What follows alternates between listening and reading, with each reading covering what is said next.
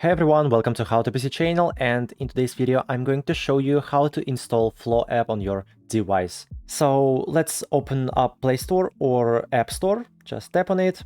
But firstly, let's talk about what this application is for. And the Flow app is the special application that allows you to track your periods and ovulation. And to download it, just tap on the search box and type here Flow. Now just tap on the search icon at the bottom right corner. And in the first place, we can see the necessary application. Just tap on it and now tap on install. So finally, the application is downloaded and now we can run it. Just tap on open. So on the privacy page, we have to check all these checkboxes. Just tap on it. I agree to privacy policy and terms of use.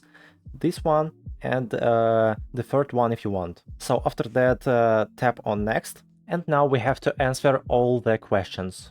When were you born? For example, let's select this one.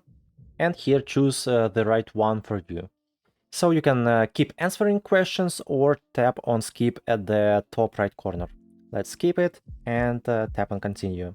So it's also better to indicate your height, your weight. And now just tap and hold on the Flow logo. Welcome to Flow. So here you can choose your plan if you want, or just click on the cross icon at the top left corner.